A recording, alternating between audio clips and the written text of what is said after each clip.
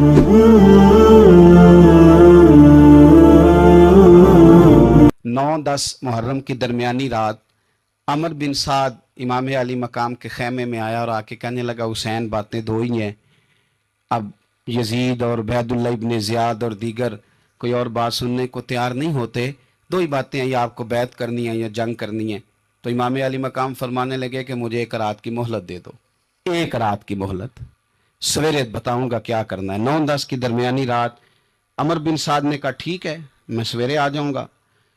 تو عمر بن سعد خیمے سے باہر نکلا تو حضرت عباس بن علی، حضرت عباس رضی اللہ تعالیٰ عنہ حاضر بارگاہ ہوئے تو امام علی مقام سے عرض کرنے لگے بھائی جان مجھے پتہ ہے سویرے آپ نے کیا فیصلہ کرنا ہے، اور آپ کو بھی پتہ ہے سویرے کیا فیصلہ کرنا ہے، تو یہ بد باطن قسم کے لوگ ہیں، یہ سوچیں گے پتہ نہیں حسین کمزور پڑ گیا، ابھی بتانا تھا کہ ہم نے بیعت نہیں کرنی، آپ نے رات مہلت کیوں مانگی، یہ پتہ نہیں رات کیا کیا بدگمانیاں سوچیں گے۔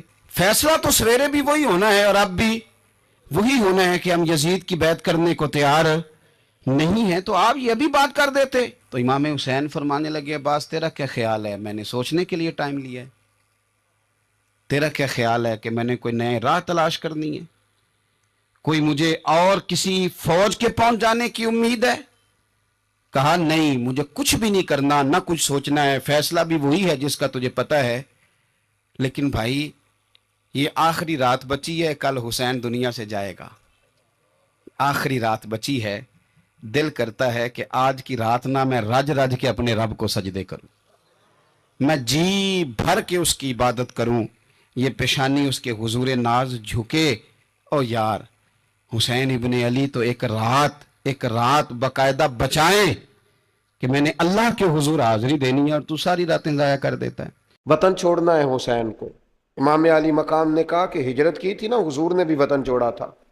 دور کھڑے ہیں نانا تیرے کرم کے خزینے کی خیر ہو، میں جا رہا ہوں تیرے مدینے کی خیر ہو۔ پھر حسین ابن علی وہاں سے نکلے، بچے ساتھ، ڈٹنا پڑا، بھوک پیاس، بچوں کا ساتھ، پھر بچوں کی شہادتیں، یہ ساری چیزیں انسان کو کمزور کر دیتی ہیں نا، لیکن جس کی شان بڑی ہوتی ہے اس کی آزمائش بھی بڑی ہوتی ہے۔ چھوٹی چھوٹی باتوں سے گھبرا جانے والی امت، ذرا ذرا سی بات پر پریشان ہو جانے والے لوگ، لڑکھڑاتے قدم، الجھے خیالات، بے چینیاں، بے قراریاں، بہتے آنسو اور ہر وقت مظلومیت کا اظہار کرتی قوم اگر اپنے قدموں پہ کھڑا ہونا چاہتی ہے، امت اگر پھر سے امت سازی چاہتی ہے، امت اگر کھڑے ہو کے اور اللہ کی عطا پر راضی رہ کر اپنی زندگی گزارنا چاہتی ہے، ایک ہی فارمولہ ہے، اس قوم کو امام حسین کی سیرت سے آگاہ کر دو، اس امت کو نبی پاک کے شانوں والے نواسے کی عظمتیں بتا دو۔ یہ جو لوگ سہمے سہمے ڈرے ڈرے سے، پریشان سے، کمزور سے، غریبی کی بات کرتے، دیہاتی ہونے کی بات کرتے، سہمی سہمی باتیں کرتے، انہیں کہو ڈرو نا، وہ دیکھو پردیس میں حسین ابن علی تھوڑی دیر پہلے حضرت علی اکبر کی لاش مبارک اٹھا کے لائے ہیں اور لا کر کے خیمے میں رکھی ہے، لیکن انہیں پتا ہے کل بھی تو جانا ہے نا، انہیں پتا ہے نا کتنے کو سال جینا ہے، بالآخر جانا تو ہے نا۔ جس دھج سے کوئی مقتل میں گیا وہ شان سلامت رہتی ہے، اس جان کی کوئی بات نہیں، یہ جان تو آنی جانی ہے، موت بستر پہ بھی آ جایا کرتی ہے، لیکن جو میدانوں میں ڈٹ کے رہتے ہیں ان کو تاریخ ذرا زندہ رکھا کرتی ہے۔ کمزور زندگی نہ گزارو، ڈری ہوئی زندگی نہ گزارو، اور یہ کبھی نہ کہو ہائے حسین، ہم ہائے حسین والے نہیں، ہم واہ حسین والے ہیں۔ ہمارے بزرگوں نے ہمیں یہ سبق دیا ہے، ہم نے کہنا ہے واہ حسین۔ کیا کمال کر دی امام علی مقام نے، واہ حسین آپ کی عظمت پہ قربان۔ اتنے سارے دکھوں کے باوجود جب شانوں والے نانا کا شانوں والا پوتا، عظمتوں والی ماں کا عظمتوں والا بیٹا، جرت مند باپ کا بیٹا میدان میں نکلنے لگا ہے تو ڈرا ڈرا سہما سہما رو کے دلاسے دے کے آنسو پونچھ کے نہیں، بلکہ امام حسین نے ڈٹ کے کھڑے ہو کے وہ امامہ سر پہ باندھا جو محمد عربی نے عطا فرمایا تھا، وہ جبہ پہنا جو نانا نے دیا تھا، وہ تلوار پکڑی جو شیر خدا مولا علی پکڑتے تھے، اور حسین میت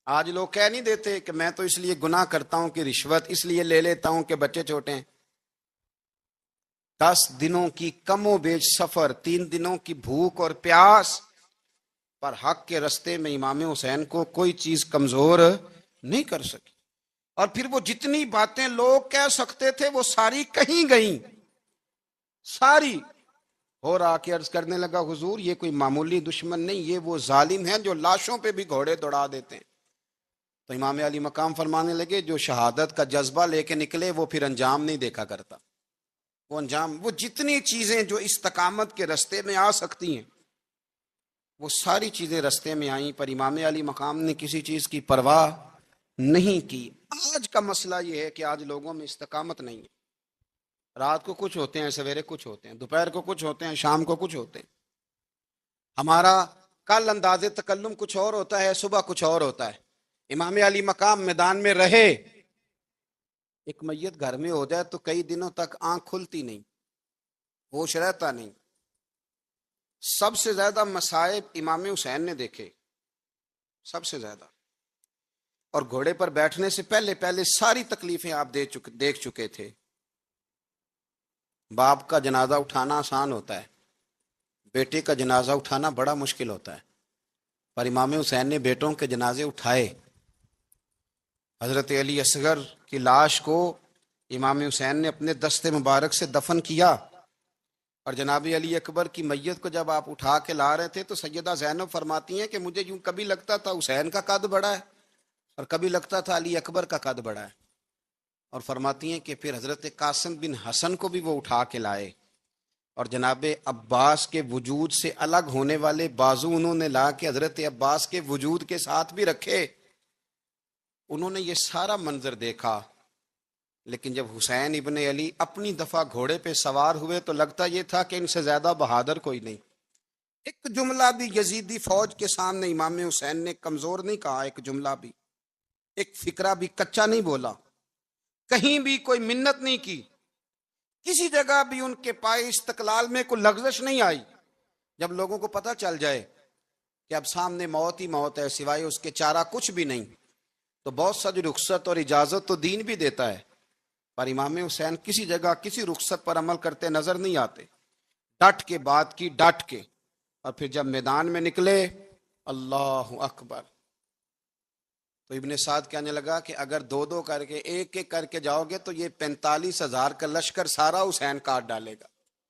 یک بارگی حملہ کرو گے تو بات. اتنی استقامت، اتنا. آج تو لوگ ڈپریشن کے مریض ہیں، آج تو لوگ ٹینشن کے مریض ہیں. ہر دوسری بات میں لوگ کہتے ہیں وہ بڑا، پر کس بات سے؟ مطلب کیا آپ نے زندگی میں صرف جاب نہیں مل رہی، صرف بیماری آ گئی، صرف خرچہ نہیں گھر میں بڑا کس بات کا ڈپریشن؟ امام حسین کی زندگی بتلاتی ہے کہ وہ لوگ بھی کوئی دنیا میں کمال حاصل کر سکتے ہیں جو چھوٹی چھوٹی بات پہ روتے ہیں. مال بھی ہے، جوانی بھی ہے، گھر بھی ہے، مکان بھی ہے، بچے بھی ہیں، عزت بھی ہے، صرف پیسے نہیں. اور انسان ہے کہ آنکھیں نہیں کھل رہی، وہ سمجھتا ہے میں کسی کام کا ہی، فقط پیسے نہیں بس. او خدا کے بندو، امام علی مقام نے فرمایا سارا کچھ لٹا کے بھی جو میدان میں کھڑا رہے اسے حسین ابن علی کہا جاتا ہے، اسے حسین ابن علی کہا جاتا ہے. حسین ابن علی کی شان رفت کوئی کیا جانے، حسن جانے، علی جانے، نبی جانے، خدا جانے، کون جانے امام علی مقام کا معیار. تو امام حسین رضی اللہ تعالیٰ عنہ کی زندگی ہمیں بتاتی ہے کہ ذوق والی عبادت کرو. امام حسین کی زندگی ہمیں بتاتی ہے کہ جب تم سخاوت کرو تو پھر اپنی حیثیت سے بڑھ کر کرو. اور امام حسین کی زندگی ہمیں بتاتی ہے کہ دل میں کسی کے لیے کوئی بات نہ رکھو، صلح کرنے میں پہل کرو، محبتیں کرنے میں آگے بڑھو. اور امام حسین کی زندگی ہمیں بتلاتی ہے کہ جب دنیا میں تم نے کچھ کرنا ہے تو پھر ڈٹنا بھی سیکھو، پھر کھڑے ہونا بھی سیکھو. یہ نہ دیکھو کہ حالات. امام حسین نے ایک دن بھی حکومت نہیں کی، یزید نے 4.5 سال کی، لیکن قیامت تک دلوں پہ حکومت امام حسین کی رہے گی، امام حسین کی رہے گی، اس لیے کہ ان میں استقامت تھی. امام حسین کے ساتھ اس وقت 72 لوگ تھے، لیکن آج کائنات کا ذرہ ذرہ امام حسین کے ساتھ ہے. میں اکثر گزارش کرتا ہوں دوستوں سے، میں کہتا ہوں کربلا کا واقعہ کوئی حادثاتی نہیں ہے، اس کے پیچھے پوری ایک لاجک ہے، اس کے پیچھے پورا ایک فلسفہ ہے. ایسے ہی کوئی آدمی 3 دن بھوکا پیاسا رہ سکتا ہے؟ کسی آدمی کو صبح اس نے کھانا کھایا اور شام تک کھانا نہ ملے تو ٹانگیں کانپتی ہیں۔ رمضان المبارک میں عبادت کی نیت سے روزہ رکھنے والے بھی شام کو بڑے پریشان ہو جاتے، اور مسلسل 3 دن کھانا نہ کھایا جائے اور پانی نہ پیا جائے، اور حال یہ ہے کہ وہی آدمی تلوار لے کے میدان میں نکلے اور اس کی حالت یہ ہو کہ لوگ اس کے آگے دوڑنا شروع کر دیں، ہزاروں کی فوجیں تاب نہ لا سکیں۔ علی کا گھر بھی وہ گھر ہے کہ جس گھر کا ہر ایک بچہ جسے دیکھو وہی شیر خدا معلوم ہوتا ہے۔ یہ کوئی آسان ہے؟ اس کے پیچھے پوری ایک اس کے پیچھے فلسفہ ہے۔ امام راضی کی تفسیر کبیر دیکھیے گا، امام راضی کہتے ہیں کہ سیدہ فاطمہ الزہرا رضی اللہ تعالی عنہ کے دونوں شہزادے حسنین کریمین بیمار ہو گئے تو سیدہ نے منت مانگی کہ بچوں کو شفا ہوگی تو 3 روزے رکھوں گی۔ شفا ہو گئی، روزے بھی رکھ لیے، اور جب مولا علی شیر خدا روزہ رکھنے کے لیے بیدار ہوئے، سیدہ فاطمہ الزہرا بیدار ہوئی تو امام حسن اور حسین بھی اٹھ گئے، 7-8 سال کی عمر، اماں جی ہم نے بھی رکھنا ہے۔ صبح کھجور اور دودھ سے روزہ رکھ لیا گیا۔ این افطاری کے وقت مولا علی کہتے ہیں فاقے چل رہے تھے، کہیں سے میں جوں لایا تھوڑے سے، سیدہ فاطمہ الزہرا نے پیس کر روٹیاں پکائیں۔ وہ وقت جو بڑا مشکل ہوتا ہے افطار کا، کہتے ہیں اس وقت جب کھانے کے لیے بالکل ہاتھ آگے بڑھنے لگے اور امید تھی کہ ابھی سیدنا بلال اللہ اکبر کہیں گے تو روزہ کھلے گا، لیکن ابھی چند ہی منٹ رہتے تھے کہ دروازے پر ایک فقیر نے صدا دی، کہنے لگا سارے مدینے کے دروازے کھٹکھٹا آیا ہوں، قحط ہے، فاقہ ہے، اے رسول اللہ کے خاندان والو، میں یتیم ہوں، کسی نے بتایا ہے کہ اور کوئی دروازہ کھلے نہ کھلے سیدہ کا دروازہ تیرے لیے ضرور کھلے گا، کیا یتیم کو روٹی ملے گی؟ تو حضرت مولا علی نے بچوں کی طرف دیکھا ہی تھا کہ امام حسن ساری روٹیاں جا کے دروازے پہ دے آئے، کھجور اور پانی سے افطار ہو گیا۔ صبح پھر کھجور اور دودھ سے روزہ رکھا۔ امام راضی کہتے ہیں این وہ وقت جب افطار کا ٹائم آیا تو پھر دروازے پہ کسی نے صدا دی، کہا رسول اللہ کے خاندان والوں میں مسکین ہوں، رات سے روٹی کھائی ہے، نہ صبح کھا سکا نہ دوپہر، کسی نے بتایا ہے کہ اس دروازے سے خالی کوئی نہیں جاتا۔ امام حسن نے پھر سارا لنگر اٹھایا اور پھر جا کے دے دیا۔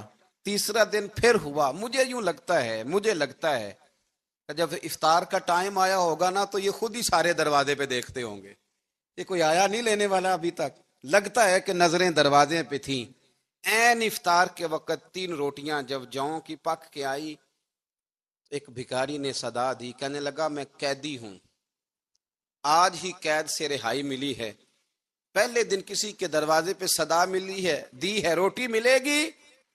امام حسن وہ کھانا دے کے واپس لوٹے، کھجور اور پانی سے افطار ہوا، اور جیسے ہی مسجد نبوی میں تینوں باپ بیٹا نماز پڑھنے گئے تو مولا علی کہتے مجھے بتانا نہیں پڑا، رسول کریم نے میری طرف دیکھ کے فرمایا علی تیرا، فاطمہ کا، حسن اور حسین کا 3 دن والا عمل خدا کو بھی بڑا پسند آیا ہے اور محمد مصطفیٰ کو بھی بڑا پسند آیا، بڑا پسندیدہ عمل۔ میں کہتا ہوں کہ حضرت فاطمہ نے نا ان کی تربیت پہلے ہی کر دی تھی، 3 دن بغیر افطار کے روزہ رکھنے کی، وہ ٹریننگ گھر سے ہو چکی تھی۔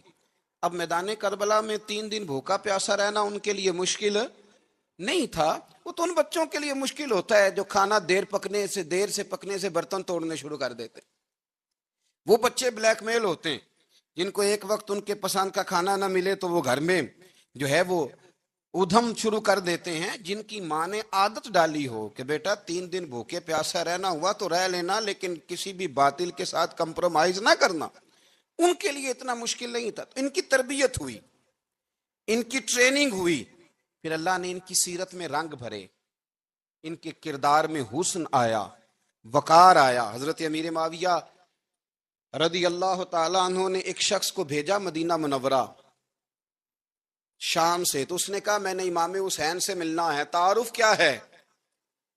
جناب امیر معاویہ فرمانے لگے مسجد نبوی میں جانا جس کے گرد لوگ سب سے زیادہ ادب سے بیٹھے ہوں اور جس کی باتیں سب سے زیادہ میٹھی ہوں اور جس کی نظریں سب سے زیادہ جھکی ہوں اور جس کے چہرے پر تمہیں سب سے زیادہ وقار نظر آئے وہی علی کے بیٹے حسین ہوں گے۔ جو سب سے زیادہ تمہیں وہاں ماحول کے اندر جو شخص نظر آئے، پوچھنے کی ضرورت نہیں پڑے گی، وہ شخص کہتا ہے میں مدینے آیا تو میں نے واقعی ایک شخص کو دیکھا، شہد کے گرد مکھیوں کا اتنا ہجوم نہیں ہوتا جتنا امام حسین کے گرد رسول اللہ کے غلاموں کا ہجوم تھا، لیکن نظریں جھکی ہوئی، باتیں میٹھی، لہجہ گداز گداز، لفظوں میں رانائی، اور لوگ کئی باتیں پوچھتے تو علی کے صاحبزادے ایک آدھ جملہ بولتے تو لگتا یہ کہ وہ جملہ سیدھا دل میں اترتا چلا جاتا ہے۔ امام علی مقام کے کردار میں نا کچھ باتیں بڑی زیادہ تھیں، بہت زیادہ تھیں، بڑا حسن تھا۔ ایک بات تو یہ تھی، امام حسین رضی اللہ تعالیٰ عنہ کا علم و فضل بڑا کمال کا تھا۔ امام حسین کے علم سے، فضل سے لوگ فیض اٹھاتے تھے۔ پھر اس کے ساتھ ساتھ امام حسین کا ذوق عبادت بڑا شاندار تھا، بڑا زبردست ذوق۔ علامہ جوزی نے لکھا ہے وکان الحسین رضی اللہ تعالی عنہ فاضلا کثیر الصوم والصلاۃ والحج والصدقۃ وافعال الخیر جمیعا۔ آپ فرماتے ہیں کہ امام حسین زیادہ نمازیں پڑھنے والے تھے، کثرت سے سجدے کرنے والے، کثرت سے روزے رکھنے والے، زیادہ حج کرنے والے، اور امام حسین صدقہ دینے والے اور نیکی کے کاموں میں شدت کرنے والے تھے۔ امام حسین کا جو ذوق عبادت تھا وہ اتنا شاندار تھا کہ آپ فرض نماز کے علاوہ روزانہ 100 رکعت نماز نفل ادا فرمایا کرتے، اور امام حسین فرماتے زندگی میں کبھی ایسا نہیں ہوا کہ 3 دن گزر گئے اور حسین کا قرآن پاک ختم نہ ہوا۔ 25 حج کیا امام حسین نے مدینہ منورہ سے مکہ مکرمہ پیدل جا کے، 25 حج۔ اب تو نسبت والے لوگوں کو عبادت کی ضرورت نہیں نا، اللہ ماشاءاللہ کہتے ہیں نسبت بڑی ہے۔ بھئی جن کی نسبت اتنی خاص تھی کہ حضور نے فرمایا یہ فاطمہ کے نہیں میرے بیٹے ہیں، ان کا تو حال یہ ہے کہ فرض کے علاوہ 100 نفل، 3 دن سے پہلے ختم قرآن پاک، 25 حج فرمائے، تو کس نسبت کی بات کرتا ہے؟ یہ نسبتیں تو ہیں جو انسان کو عبادت کے قریب کرتی ہیں۔ لوگوں نے معیار ہی بدل دیا ہے۔ حضرت سیدنا امام حسین کی شہادت کے بعد حضرت عبداللہ ابن زبیر رضی اللہ تعالیٰ عنہ نے قاتلان حسین سے خطاب کیا اور فرمانے لگے اللہ کی قسم تم نے اس شخص کو شہید کیا ہے جو راتوں کو لمبے لمبے قیام کرتا تھا، اور تم نے اس شخص کو شہید کیا ہے جس سے میں دن میں جب بھی ملتا تھا تو وہ روزے سے ہوتا تھا۔ تم نے اس شخص کو شہید کیا جو قائم اللیل تھا، صائم الدہر تھا، اس شخص کو تم نے شہید کیا۔ آپ کو پتہ ہے کہ میدان کربلا میں جب 9 محرم کو ابن سعد نے امام حسین سے کہا کہ جنگ کرو اگر یزید کی بیعت نہیں کرنی، تو امام حسین نے فرمایا 1 رات کی مہلت دے دو، 1 رات کی مہلت دے دو۔ حضرت امام زین العابدین کہتے ہیں میں نے اپنے والد گرامی سے عرض کی کہ ابا جی آپ جہاد سے دور جانے والے تو ہیں نہیں، آپ تو جہاد سے پیار کرنے والے، اور یہ بھی پتہ ہے مجھے کہ یہ جنگ اب ہو کے رہے گی، تو 1 رات کی مہلت لینے کا معنی کیا ہے؟ بھئی کل بھی لڑنا ہے اور رات بھی لڑنا ہے، تو ابا جی 1 رات کی مہلت۔ تو سیدنا امام حسین رضی اللہ تعالیٰ عنہ فرمانے لگے بیٹا رات کی مہلت اس لیے لی ہے کہ میں آج رات کھل کے اپنے رب کی عبادت کر لوں، میں استغفار کر لوں، میں لمبے سجدے کروں۔ اور کہا زین العابدین تو جانتا ہے نا کہ مجھے نماز سے، تلاوت سے، دعا سے اور استغفار سے بڑا پیار ہے۔ نماز سے مجھے پیار ہے، دعا سے مجھے پیار ہے، استغفار سے مجھے پیار ہے۔ فرمایا بیٹا میں نے اس لیے نہیں کہ میں چاہتا ہوں 1 رات اور دنیا میں رہوں۔ تو امام زین العابدین فرماتے ہیں امام علی مقام نے سجدے پہلے بھی بڑے کیے، پر 9-10 کی درمیانی رات جو ان کے سجدے تھے وہ میں نے کبھی نہیں دیکھے۔ فرماتے ہیں تیمم کے ساتھ وہ رات کی جو عبادتوں کا رنگ تھا وہ میں نے کبھی نہیں دیکھا۔ امام علی مقام کا عبادت کا ذوق تھا، شوق تھا، لذت تھی۔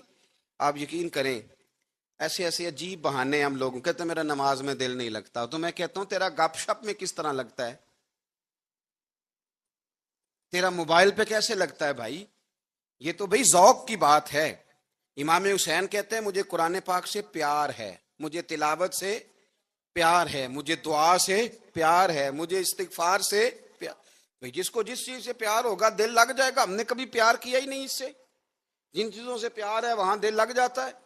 یہ ایک بہانہ ہے، ورنہ کثرت سے عبادت کرنا، ذوق پیدا کرنا، یہ تو اہل اللہ کا طریقہ ہے۔ والذین یبیتون لربہم سجدا وقیاما، رب کے بندوں کی علامت یہ ہے کہ وہ راتیں سجدے اور قیام میں گزار دیتے ہیں. تو امام حسین کی سیرت کا کمال ہے کہ ذوق عبادت رکھتے